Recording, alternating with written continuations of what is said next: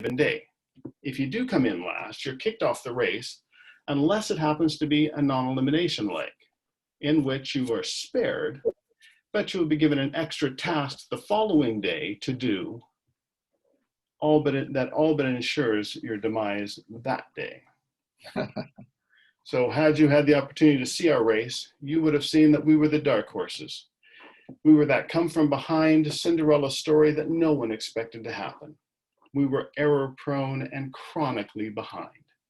We may have had multiple opportunities to roll over and die, knowing full well that few would have mourned our passing and few would have been surprised at our demise. We struggled day after day, whether it was from my Parkinson's or from the simple fact that we couldn't read a map. We were chronically behind. We got lost often.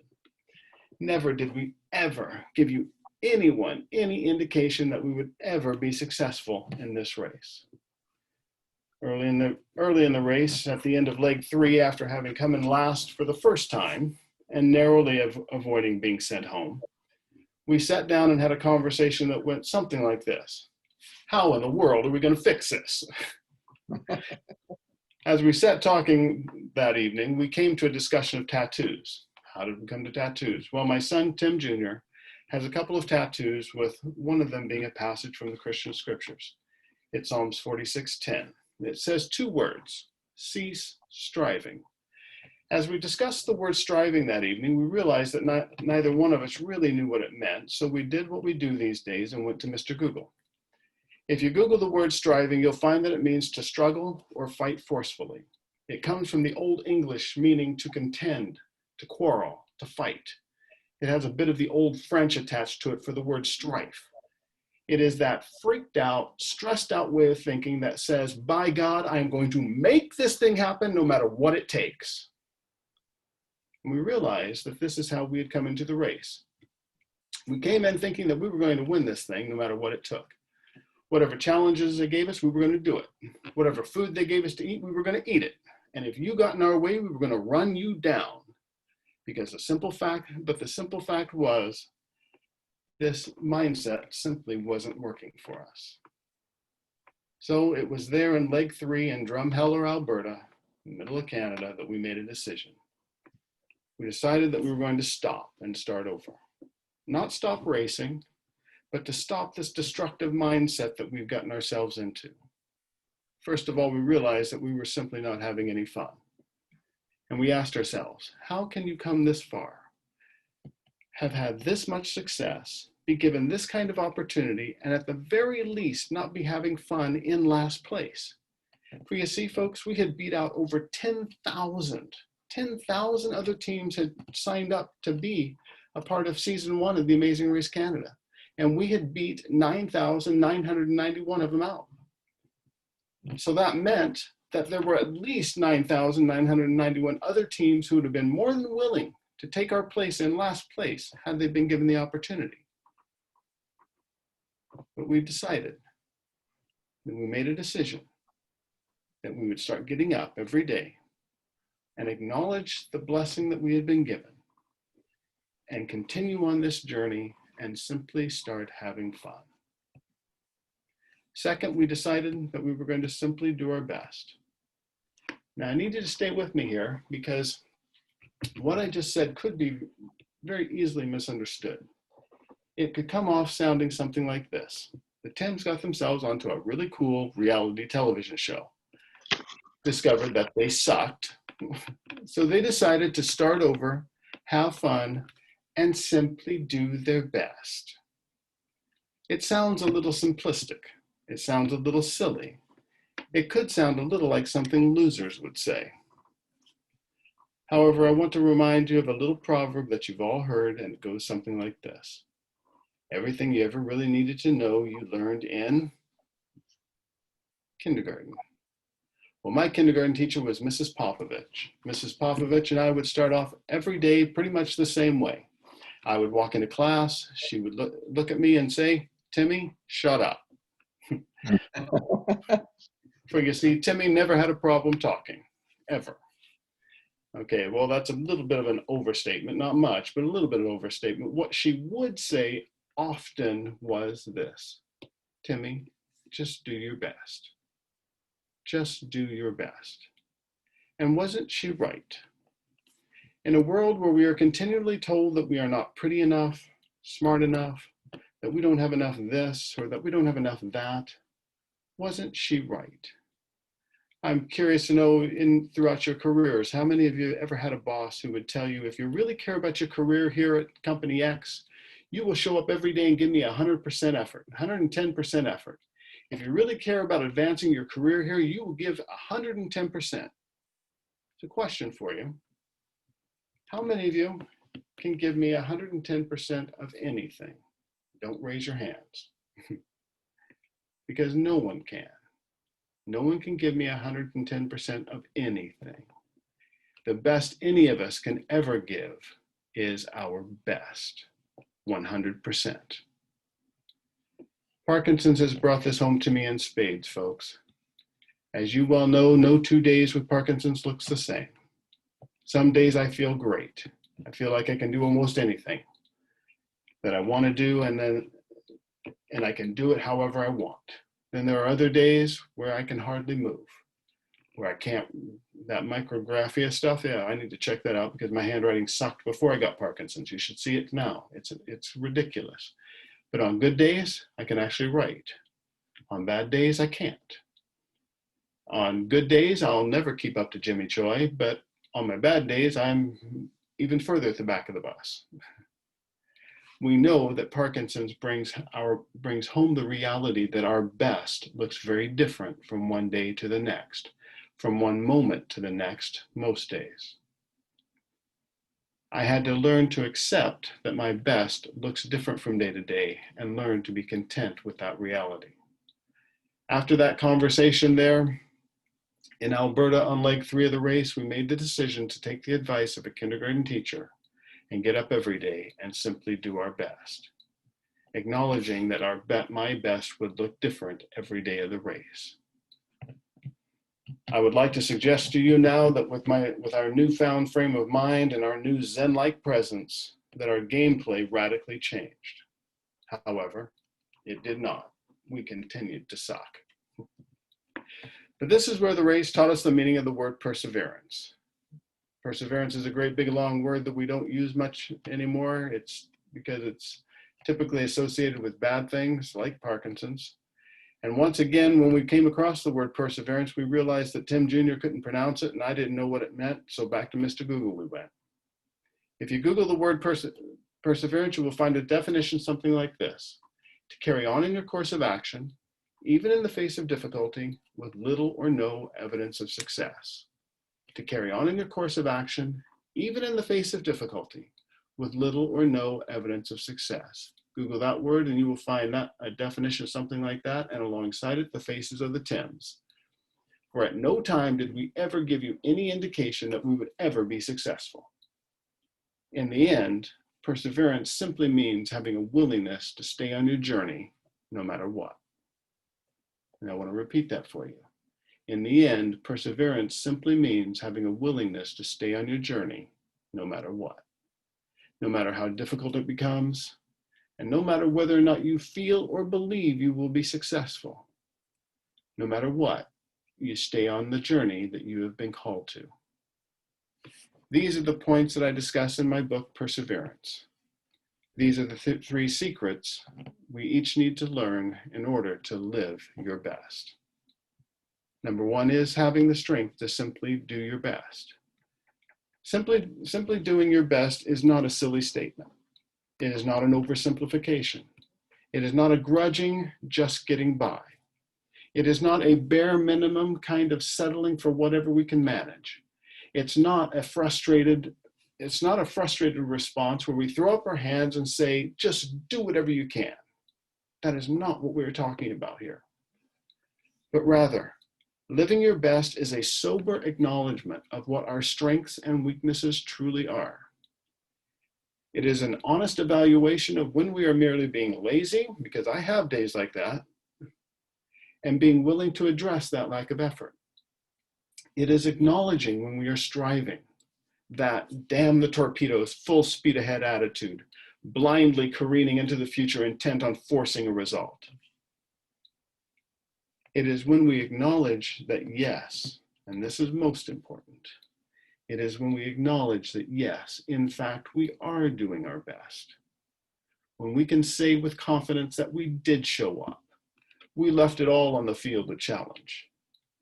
When we know that our best may not have looked the way that we would have preferred, but that we nonetheless gave our best effort. We put our all into the task and we gave it our best.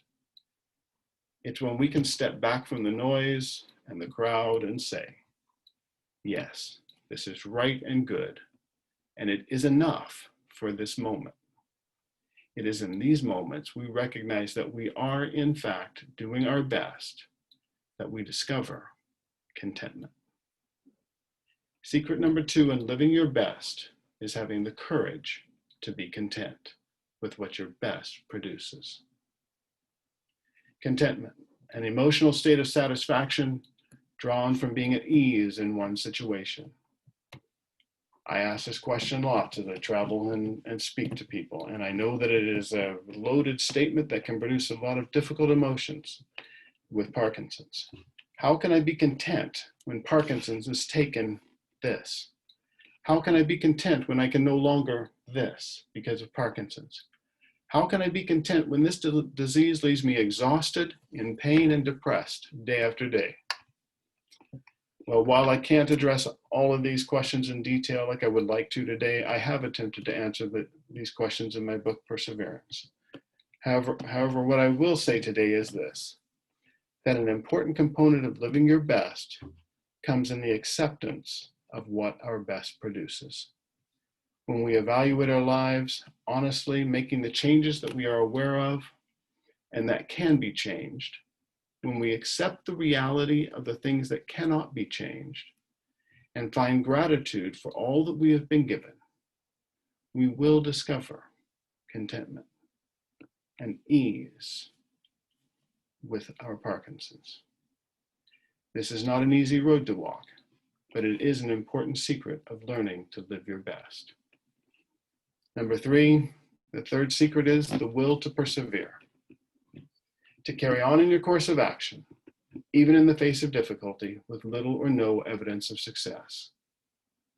This is the third secret to living your best, having the will to persevere. For many of us on this call, of course, our journey includes Parkinson's. No one asked us if we wanted to go on this little trip with PD. There was no opportunity to opt out. We can't take PD off some days and just hang it up for a while to give ourselves a break. We have no choice but to walk this road with this disease, but we do have a choice in how we move along the journey. Some choose to simply check out, to emotionally pull away until things get back to the way they should be, or until we have a cure or something comes along to make life right again. They choose to simply sit down until things get better again, not realizing that the couch is going to kill them. Or there are those who will not only walk this journey with Parkinson's, but they choose to engage it full on. Those who determine that they will not step off their journey ever. No matter what, they will stay on the journey that they have been called to. This decision to live my best has brought me more than I could have ever imagined. On the Amazing Race Canada, it produced a championship. In life, it has led me to starting a wellness center called U-Turn Parkinson's, a center where we empower people living with Parkinson's in their pursuit of wellness. It has led me to advocacy work on behalf of children trapped in poverty around the world. And this particular point I make because it has nothing to do with Parkinson's. It has nothing to do with me, and it takes me out of this world where I tend to be at the center of it in some way or another. But it's led me to working with children who live in poverty around the world. It has given me the opportunity to see that many of the least of these are set free from poverty in Jesus' name. This is something that I do because it truly has nothing to do with me. It takes me out of the spotlight, and it reminds me that there are people living in far more difficult situations than I am. Over 9 years into my diagnosis, and my view of Parkinson's advocacy and my personal role in it becomes continually clearer. I've had the opportunity to co-found a patient-led Parkinson's advocacy coalition whose vision is ending Parkinson's. We are the PD Avengers. We are a global alliance of people with Parkinson's, our partners and friends, standing together, demanding change in how this disease is seen and treated. We exist to add urgency to the cause of ending Parkinson's, to raise the alarm that in the 203 years since Dr. James Parkinson's first described this disease back in 1817, we have come up with only one primary therapy, Sinemet, to treat PD, and that drug is now over 50 years old. Parkinson's exists in every continent, affects virtually every people group on the planet, and has become the fastest growing neurological disease on the planet. It is growing faster than Alzheimer's. It is faster than ALS, MS, and stroke. At its current pace, 1 in 15 people alive today will be diagnosed with Parkinson's disease. There is a tsunami of Parkinson's on the horizon, and it is coming for someone you love. We, the PD Avengers, believe that we have been far too silent for too long, that we must become a loud, uncomfortable, ever-present voice demanding change in how PD is viewed and responded to. We believe that every person living with PD should have equitable access to the therapies and resources that positively impact Parkinson's symptoms. Things like basic information, basic medication, Sinemet, basic physical therapies, exercise. For example, according to the World Parkinson's Program, a mere 12% of the African Parkinson's population has access to basic medication. Nigh on 90% of the African community does not have access to that one basic medication, Sinemet. We believe that this must change. We believe that Parkinson's can be eliminated through prevention and research, that we must demand that greater resources be made available and greater urgency be placed on stopping the disease. For example, in the US, the National Institute of Health spends a mere $200 million on Parkinson's annually, compared to $3 billion for AIDS annually. We believe that this must change. I would invite you to join us, the PD Avengers, on our quest to end Parkinson's. We are not a charity, we do not raise funds, and we will not ask you for a dime. We simply ask that you stand with us, join your voices with ours in bringing urgency to the cause of ending Parkinson's. Our goal is 1 million PD Avengers by the end of 2022, thus we need you to join us today. And this decision to live my best has given me opportunities all over North America, just like this today, to join you on your journey, if ever so briefly, and encourage you, hopefully, in how to live your best. All because of Parkinson's. A journey I never asked to go on, a new best friend whom I hate. However, in having the strength to simply do my best, in having the courage to be content, and in having the will to persevere, I am learning the secrets of what it means to live your best. I'm going to share my screen one more time here with you. I would invite you, well, maybe I will, maybe I won't. Just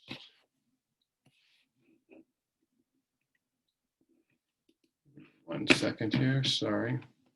No matter how many times you practice these things, well, we won't share the screen, I guess. It has gone the way of the dodo bird. I just wanted to share where you can find my book, if you would like. You can find that on my website at tempsenior.ca. You can also find information on the PD Avengers at pdavengers.com. Our wellness center is at uturnparkinsons.org. And you can find all this information through my website, tempsenior.ca. Yes, okay. But all of this is brought to you and made available because of Parkinson's. A journey I never asked to go on, but nonetheless is teaching me what it means to live my best. Through those three secrets, the strength to simply do my best, the courage to be content, and the will to persevere. These are the things that I'm learning in and what it means to live my best. So I'd invite you to pick up a copy of my book if you'd like to learn more. It's available on Amazon, Audible, Kindle. And would invite you to look into U-Turn Parkinson's, what we're doing there, to join the PD Avengers, and to live your best. And I'm convinced that in doing so together, we will end Parkinson's disease. So thank you for allowing me to join you today. Thank you for listening, and live your best. Thank you. Awesome, Tim. Thank you so much. I do have one question for you, though. Yes. Do you still have the Corvettes? That is always the first question. Thank you. Always. And we did not take the Corvettes. My son was 23 at the time. I had 4 kids at home. The insurance would have cost him a fortune and probably killed him. And I needed a new minivan. So that's what we did. Oh, so did they like pay you out for the cars then or something? They paid us out for the cars. Oh, awesome. Oh, very, very cool. But at least Corvette got their cars on TV. That's all they cared about, right? They didn't care if you drove home with one. That's right. Yeah. Oh, awesome. Well, thank you. Again, another very inspiring speaker.